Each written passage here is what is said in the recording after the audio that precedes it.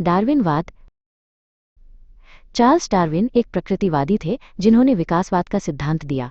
उनके सिद्धांत का मूल आधार नेचुरल सिलेक्शन है। ये सिद्धांत बताता है कि प्रकृति में जीवों का विकास कैसे होता है। डार्विन ने अपनी पुस्तक on the origin of species में अपने विचारों को प्रस्तुत किया, जिसने जीव विज्ञान की समझ में क्रांति ला दी।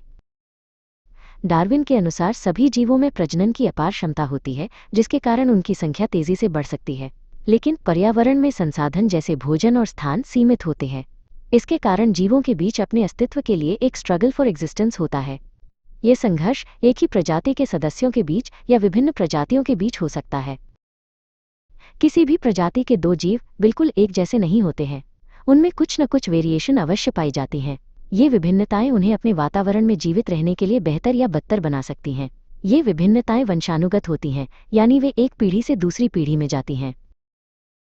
जिन जीवों में ऐसी विभिन्नताएं होती हैं जो उन्हें अपने पर्यावरण के लिए बेहतर रूप से अनुकूलित करती हैं, उनके जीवित रहने और प्रजनन करने की संभावना अधिक होती है।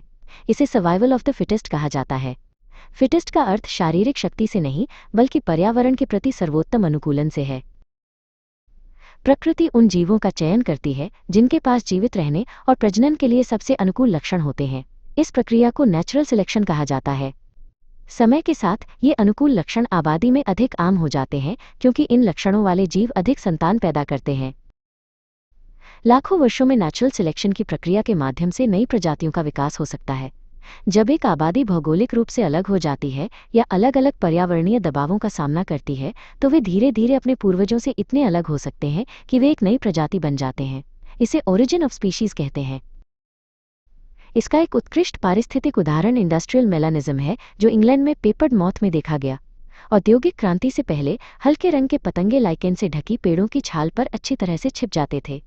लेकिन प्रदूषण के कारण जब छाल काली हो गई तो गहरे रंग के पतंगों को फायदा हुआ और उनकी आबादी बढ़ गई।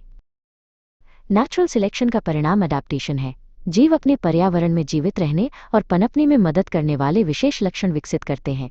उदाहरण के लिए, रेगिस्तान में कैक्टस पानी के नुकसान को कम करने के लिए कांटों, संशोधित पत्तियों और एक मोटे, मोमी तने को विकसित करता है। डार्विनवाद का समर्थन करने के लिए कई सबूत हैं। फॉसिल रिकॉर्ड से पता चलता है कि समय के साथ जीवन रूप कैसे बदले हैं। कंपैरेटिव एनाटॉमी विभिन्न प्रजातियों की शारीरिक संरचनाओं में समानताएं और अंतर दिखाती है, जो एक सामान्य पूर्वज का संकेत देती है। संक्षेप में डार्विनवाद बताता है कि पृथ्वी पर जीवन की विविधता नेचुरल सिलेक्शन की प्रक्रिया के माध्यम से विकसित हुई है। ये सिद्धांत पारिस्थितिकी की हमारी समझ का आधार है। ये समझाता है कि जीव अपने पर्यावरण के साथ और एक दूसरे के साथ कैसे संपर्क करते हैं।